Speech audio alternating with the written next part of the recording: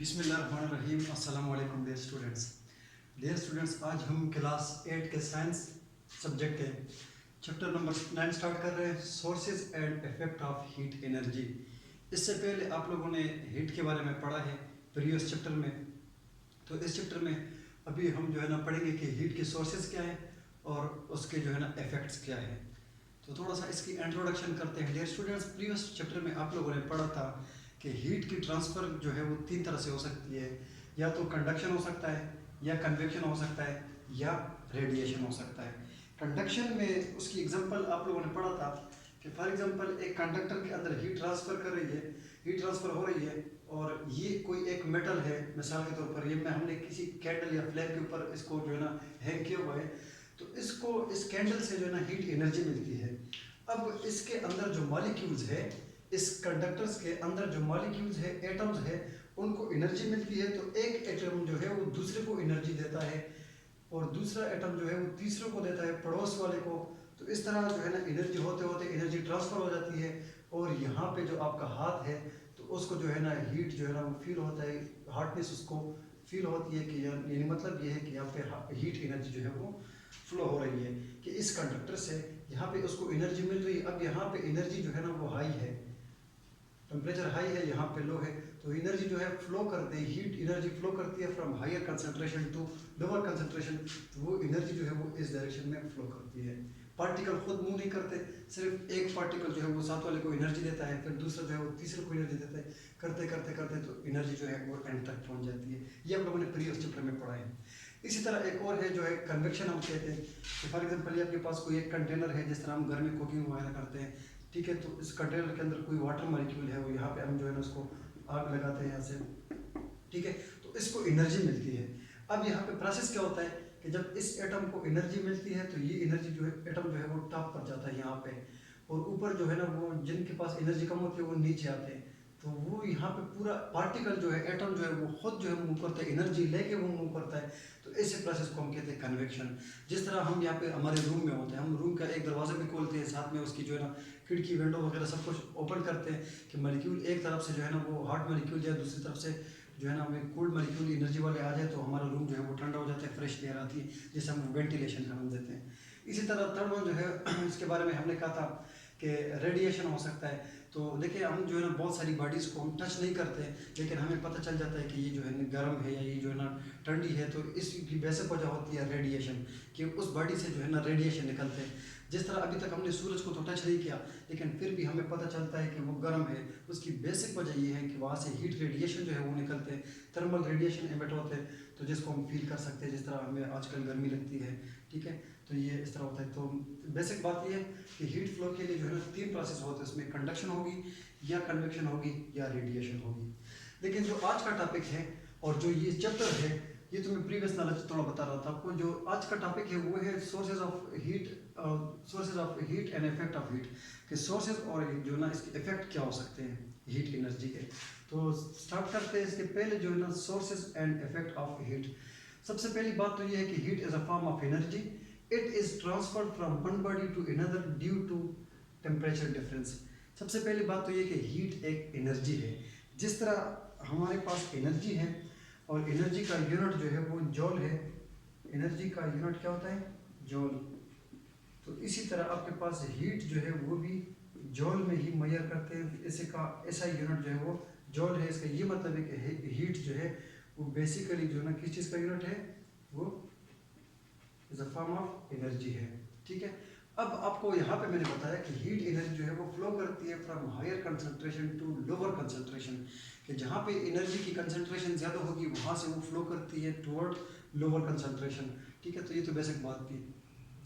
अब heat flow करती क्यों है, ये भी ज़बरदस्त क्वेश्चन कि हीट फ्लो क्यों होती है। तो इसकी बेसिक जो आंसर है, रीज़न जो है इसकी, वो है टेम्परेचर डिफरेंस। टेम्परेचर डिफरेंस की वजह से जो है हीट फ्लो करती है from one body to another. अब मैं आपको एक एग्जांपल देता हूँ। एग्जांपल के फॉर एग्जांपल यहाँ पे मेरे पास एक ऑब्जेक्ट है ए, और दूसरा ऑब्जेक्ट है बी। ये ऑब्जेक्ट जो है ये एक दूसरे से बहुत फासले पर है, काफ़ी फासला है इनका। तो ये ऑब्जेक्ट जो है ना ये है हॉट, और ये जो है ये है कोल्ड। लेकिन अभी फॉर एग्जांपल एक जो है इस कॉर्नर में पड़ा हुआ है, दूसरा ऑब्जेक्ट दूसरा जो है वो सामने पड़े, तो डिस्टेंस ज़्यादा है। अभी हम क्या करते हैं, इनको फिजिकली कांटेक्ट में रखते हैं। नहीं, बी को मूव करवा के इसको मैं लेकर आता हूँ, बिल्कुल ए के साथ अटैच करवाता हूँ। फॉर एग्जाम्पल इनकी बाउंड्री जो है वो मैं कहता हूँ कि ये बी, मैंने इसको इधर शिफ्ट किया कोल्ड ऑब्जेक्ट को। लेकिन जब थोड़ी देर के बाद मैं देखता हूँ, थोड़ी देर के बाद हम क्या देखते हैं कि यहाँ से जो है ना हीट एनर्जी ट्रांसफर होती है टुवर्ड कूल बॉडी। ये जो कोल्ड बॉडी है इसकी तरफ जो है हीट एनर्जी कुछ ट्रांसफर हो रहा है, जो थोड़ी देर के बाद आप देखो तो वो बराबर हो जाता है, जिसको हम जो है ना कहते हैं थर्मल इक्विलिब्रियम। कि क्या कहते हैं, थर्मल इक्विलिब्रियम कहते हैं कि दोनों की टेम्परेचर जो है वो क्या हो रही है, सेम हो रही है। तो उसकी बेसिक वजह क्या थी कि यहाँ पे हीट एनर्जी कम थी और हॉट ऑब्जेक्ट में हीट एनर्जी ज़्यादा थी। तो अब वो एनर्जी फ्लो कर रही है from one body to another. ये जो एनर्जी फ्लो कर रही है इस एनर्जी को हम कहते हैं हीट। और कर क्यों रही है, क्योंकि इसका टेम्परेचर कम है, इसका टेम्परेचर ज़्यादा है, तो टेम्परेचर डिफरेंस है। जब थोड़ी देर बाद आपने देखा, 20-25 मिनट बाद देखा, तो दोनों बॉडीज़ का, दोनों ऑब्जेक्ट का मास जो टेम्परेचर जो होगा वो सेम होगा दोनों की। इसको, इस प्रोसेस को हम कहते हैं थर्मल इक्विलिब्रियम। तो यहाँ पे मैंने आपको कहा कि heat is a form of energy. Heat क्या है, एनर्जी का एक फॉर्म है जो एनर्जी ट्रांसफर होती है from one body to another body. तो इसको जो ना हम कह सकते हैं। अब इसकी सोर्सेज को स्टडी करते हैं कि इसकी सोर्सेज कौन कौन सी हो सकती है, किस तरह से जो ना हम हीट प्रोड्यूस कर सकते हैं। ठीक है, पहली बात तो ये है कि sun is the main source of heat energy. कि सन जो है, सूरज जो है, ये क्या है, ए मेन सोर्स है एनर्जी की। जिस तरह हम यहाँ पे ये कह सकते हैं, या मैं आपको एक एग्जांपल दूँ कि सन के अंदर जो है वो रिएक्शंस होते हैं, न्यूक्लियर फिशन फ्यूजन रिएक्शन होते हैं, वहाँ पे हीट एनर्जी जो है वो रिलीज होती है, जो हमें मिलती है। अब उस जो है ना, हम सोच भी नहीं सकते कि वहाँ से कितनी एनर्जी, क्योंकि वो बहुत बड़ा है और एक लार्ज बॉडी है, वहाँ से हीट रिलीज होती है बहुत ज़्यादा। तो इवन वो ये अंदाज़ा लगा सकते हैं हम कि यहाँ पर ज़मीन के अंदर, यानी इस अर्थ के ऊपर जो हम एटॉमिक बम ब्लास्ट करते हैं, या जिस तरह हमारे पास है, तो उनकी जो है ना एक्सप्लोजन से, धमाकों से बहुत ज़्यादा एनर्जी रिलीज होती है। तो वो कहते हैं, मॉडर्न रिसर्च ये कहती है कि अगर वो जो धमाके हैं वो अगर हम 1000 लाखों के हिसाब से करें, तो उससे भी ज़्यादा जो है ना सन एनर्जी रिलीज करता है 1 सेकंड में। कि 1 सेकंड में सन इतनी एनर्जी रिलीज करता है कि जो हमारे इस सरफेस के ऊपर, यानी अर्थ के ऊपर जो है ना लाखों करोड़ों बम अगर हम ब्लास्ट करें तो उससे भी ज़्यादा। तो फिर सोचिए कि सन जो है ना कब से वो उसके अंदर बर्निंग हो रही है, कब से वो एनर्जी रिलीज हो रही है और कब तक होगी। तो ये हमारी सोच से भी बाहर है। ठीक है, दूसरी बात ये है कि we can get heat from burning of wood and fossil fuels. कि हम जो है ना कोल वगैरह जलाते हैं, लकड़ियाँ जलाते हैं, पेट्रोल जलाते हैं, डीजल वगैरह, डिफरेंट ये केमिकल हैं हमारे पास। ठीक है, तो इनको हम जो है ना यूज़ करके घरों में या हम गाड़ी में डिफरेंट जो है ना हम यूज़ करते हैं आजकल अपनी प्रैक्टिकल लाइफ में। कि कुकिंग वगैरह करते हैं तो उसके लिए हम गैस भी यूज़ कर सकते हैं, जो मीथेन होता है, CH4। इस तरह जहाँ पे गैस नहीं होती है तो वहाँ पे हम लकड़ियाँ जलाते हैं, जो पुराने ज़माने का से आ रहे हैं, लकड़ियाँ जलाते हैं। इसके अलावा तो गाड़ी के लिए हम पेट्रोल डीजल वगैरह यूज़ करते हैं। तो ये भी एक सोर्स है कि यहाँ से हम हीट जो है ना प्रोड्यूस करा सकते हैं। तीसरी बात ये है कि हीट में be produced by friction. Friction मतलब किसी चीज़ को रगड़ना, तो उससे भी जो है ना हमें हीट एनर्जी मिलती है अगर हम किसी चीज़ की फ्रिक्शन करते हैं। तो बुक में भी आपको गिवन है कि जब हम हाथों की रबिंग करते हैं, इस तरह हाथ को रब करते हैं, तो हमारे हाथ जो है वो गर्म हो जाते हैं। तो वो भी बेसिकली फ्रिक्शन की वजह से होती है कि वहाँ पे जो है ना वो रिलीज़ होती है, हीट रिलीज़ होती है। या जिस तरह गाड़ी चल रही है तो चलते गाड़ी जो है ना वो फिर उसके बाद थोड़ी वो रेस्ट भी जो है ना करते हैं। कि बेसिक वजह उसकी होती है कि जो उसकी जो व्हील्स होते हैं वो फ्रिक्शन की वजह से वो जो है ना वो एनर्जी रिलीज़ करता है, हीट एनर्जी रिलीज़ करता है, वो गर्म हो जाता है। ठीक है, या जिस तरह हम खुद भी एक्सरसाइज करते हैं तो हमारे अंदर जो रगों, जो वीन्स वगैरह जो है ब्लड सर्कुलेट करता है, तो फ्रिक्शन की वजह से तब भी जो है ना हमें गर्मी लगती है, हमारी जो है ना हीट एनर्जी वहाँ से भी रिलीज़ होती है। फोर्थ पॉइंट जो है वो है इलेक्ट्रिसिटी। कि बिजली के थ्रू जो है ना, इलेक्ट्रिसिटी के थ्रू जो है हम भी एनर्जी, हीट एनर्जी जो है वो प्रोड्यूस करवा सकते हैं। जिस तरह आजकल हमारे पास सारे जितने डिजिटल इलेक्ट्रॉनिक्स हैं, मोबाइल है, कंप्यूटर है, लैपटॉप वगैरह है, तो उसको भी हम यूज़ करके, तो थोड़ी देर बाद आप मोबाइल यूज़ करते हैं वो गर्म भी हो जाते हैं, तो उससे जो है हीट एनर्जी रिलीज़ होती है। या घरों में हम इलेक्ट्रिक हीटर वगैरह यूज़ करते हैं तो उसके अंदर भी एक कंपोनेंट यूज़ करते हैं, हम एलिमेंट यूज़ करते हैं, तो वहाँ से भी हीट एनर्जी रिलीज़ होती है। लास्ट पॉइंट जो इसका है वो है केमिकल रिएक्शन के। केमिकल रिएक्शन के थ्रू जो है हमारी एनर्जी जो है ना हमें मिलती है, हीट एनर्जी मिल सकती है। जिस तरह मैं आपको एक एग्जांपल दूंगा कि जिस तरह हमारे पास होता है ना कैल्शियम कैल्शियम ऑक्साइड CaO, कि जिस तरह हम जो है ना हमारे पास चूने का पत्थर होता है लाइमस्टोन, उसको हम पानी के अंदर डालते हैं तो थोड़ी देर बाद वो खुद जो है ना रिएक्शन होता है, हीट एनर्जी हमें मिलती है, तो उसको हम कहते हैं केमिकल रिएक्शन।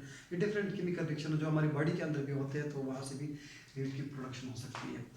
अब यहाँ पे देखते हैं कि इसके इफेक्ट क्या हो सकते हैं, इसके क्या असर पड़ सकते हैं किसी भी हीट एनर्जी को इंक्रीज करना, डिक्रीज करना, टेम्परेचर को इंक्रीज डिक्रीज हम करते हैं तो इससे क्या इफेक्ट पड़ सकता है। तो इससे पहले बात तो ये है कि यहाँ पे जो है ना चेंज आ सकती है बॉडी की, यानी मैटर की स्टेट में। जो आपके पास मैटर है, सॉलिड है, लिक्विड है, गैस है, तो उसकी जो है ना स्टेट चेंज हो सकती है। फॉर एग्जांपल आपके पास एक सॉलिड ऑब्जेक्ट है, उसको हम जो है ना हीट एनर्जी देते हैं, टेम्परेचर देते हैं, तो थोड़ी देर बाद वो मेल्ट हो जाता है। तो उसके बाद जो है ना वो उसकी जो है ना स्टेट चेंज हो जाती है, सॉलिड से वो लिक्विड बन जाता है। इसी तरह फर्दर अगर हम लिक्विड को जो है ना हीट एनर्जी देते हैं, टेम्परेचर देते हैं, तो वो गैस में कन्वर्ट हो जाता है। और गैस को भी अगर हम फर्दर जो है ना हीट अप करवा दें तो वहाँ से वो आयंस बन जाते हैं, जैसे हम प्लाज्मा जो है उसमें स्टडी करते हैं, ठीक है। तो उसकी पहली स्टेट पॉइंट ये है कि हीट एनर्जी से जो है ना आपकी बॉडी का, यानी कोई भी मैटर है तो उसकी स्टेट जो है वो चेंज हो सकती है, ठीक है। दूसरी बात जो है ना वो है केमिकल चेंज। केमिकल चेंज एक होता है फिजिकल चेंज, एक होता है केमिकल चेंज। अभी देखें हम यहाँ पे किसी चीज़ को ही चेंज करते हैं, जिस तरह आपके पास वुड है, लकड़ है, उसको आप जलाते हैं तो जलने के बाद जो है ना वो बिल्कुल ख़त्म हो जाता है, राख हो जाता है, आपको एशेस मिल सकते हैं, ऐश मिल सकता है। तो हम कह सकते हैं कि ये उसकी केमिकल चेंज हो गई, अब दोबारा हम उससे वो नहीं बना सकते, ठीक है। तो इसी तरह लास्ट थर्ड पॉइंट आता है कि expansion of solid, expansion in solid, liquid and gas. कि जब भी आप किसी ऑब्जेक्ट को हीट देते हैं तो इस पे प्रीवियस चैप्टर में आप लोगों ने पढ़ा था, या इस चैप्टर में भी हम स्टडी करेंगे इसको, कि थर्मल एक्सपेंशन, लीनियर एक्सपेंशन हो सकती है, कोलिमेट्रिक हो सकती है। तो 9th में गर्ल्स ने ये पढ़ा है और बॉयज़ का ये टॉपिक रहता है, तो मैंने इस वजह से ये दोबारा जो है ना यहाँ पे स्टार्ट किया। तो expansion in solid, liquid and gas, जब याद रखें कि जब भी हम किसी भी सॉलिड को, किसी भी कंडक्टर को जो है ना हम हीट एनर्जी देते हैं तो मॉलिक्यूल्स को काइनेटिक एनर्जी उनकी ज़्यादा हो जाती है, एक मॉलिक्यूल दूसरे से मूव करता है तो अवे जाता है। जिस तरह हमें आजकल गर्मी लगती है तो हम एक दूसरे से बिल्कुल दूर दूर बैठते हैं, किधर बैठते हैं दूसरे साथ वाले चेयर में, तो हम कहते हैं थोड़ा दूर बैठो। उसकी वजह ये होती है कि उससे भी थर्मल रेडिएशन एमिट होते हैं तो हमें गर्मी लगती है। इस तरह एक मॉलिक्यूल के पास एनर्जी ज़्यादा होती है तो वो बाकी मॉलिक्यूल से दूर जाने की कोशिश करता है। तो ये सारे मॉलिक्यूल को जब एनर्जी मिलती है तो वो दूर जाते हैं, तो उसकी जो है ना एक्सपेंशन हो सकती है, ठीक है। अब यहाँ पे जो है ना ज़ाहिर बात है कि इनके जो है ना इंक्रीज इन टेम्परेचर भी इंक्रीज होता है। जिस तरह आजकल जो है ना हम डिफरेंट टेक्नोलॉजी यूज़ करते हैं तो टेम्परेचर जो है ना किस तरह बढ़ रहा है, ठीक है। तो ये भी यहाँ पे जो है ना हम कह सकते हैं कि इससे इंक्रीज इन टेम्परेचर हो सकता है। जिस तरह हम कहते हैं ग्लोबल वार्मिंग वगैरह हो रही है, ग्रीन हाउस इफेक्ट, तो ये सारा उसकी से हो सकता है।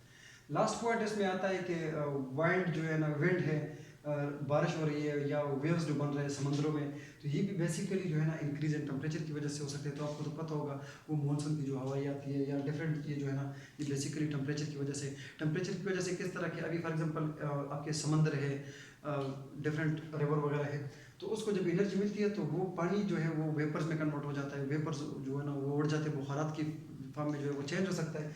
ऊपर जब जाता है तो वहाँ उसकी जो है ना टेम्परेचर जो है ना उसकी वजह से वो बारिश हो जाती है, क्लाउड्स बन जाते हैं, बारिश हो जाती है, तो फिर सैलाब वगैरह भी आ सकता है, हवाई भी आ सकती है, तूफान वगैरह भी। तो ये सारी जो है ना इसके इफेक्ट्स हैं।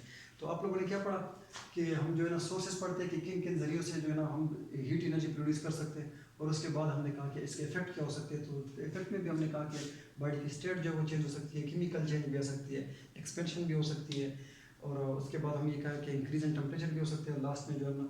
तो ये 2-3 हमारे पास प्रोसेस है जिसकी रीज़न जो है बेसिकली हीट एनर्जी है, ठीक है। तो इसके बाद हम नेक्स्ट लेक्चर में जो है ना हम आगे फर्दर जो है ना टॉपिक्स में आपको सेंड करूँगा। इसके बाद जो आता है कमिंग टॉपिक, तो ये टॉपिक स्टडी करें। इसमें फिर भी अगर कोई मसला हो तो आप कमेंट्स भी कर सकते हैं, मुझसे पूछ भी सकते हैं, अपने पास नोट भी कर सकते हैं, और जो और भी कोई मसला हो तो आप लोग कॉलेज भी विजिट कर सकते हैं, स्कूल भी आ सकते हो, ठीक है। अल्लाह हाफिज़।